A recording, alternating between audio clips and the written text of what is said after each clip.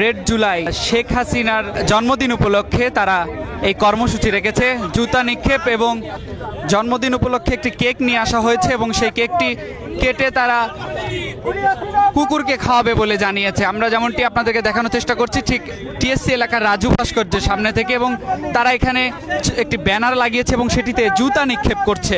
আপনাদেরকে যদি জানিয়ে রাখি যে দ্য রেড জুলাই নামে একটি সংগঠন রয়েছে, মূলত তারা এই আয়োজন করেছে। জন্মদিন উপলক্ষে একটি কেক নিয়ে এসেছে এবং সেই কেকটি তারা খাওয়াবে কুকুরকে, এমনটি জানিয়েছে।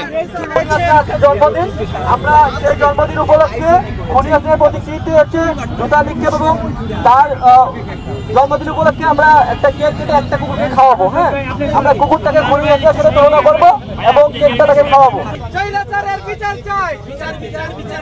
তারা যেমনটি জানাচ্ছিলেন যে তাদের দুটি কর্মসূচি এখানে রয়েছে।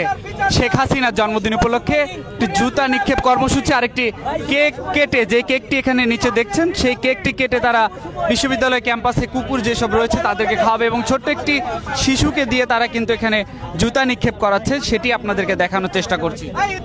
দর্শক, ইতিমধ্যে কিন্তু তারা কেক কাটার প্রস্তুতি নিয়েছে এবং তারা কয়েকজন মিলেই সেই কেকটি কাটবেন, সেটি আপনাদেরকে দেখানোর চেষ্টা করছি।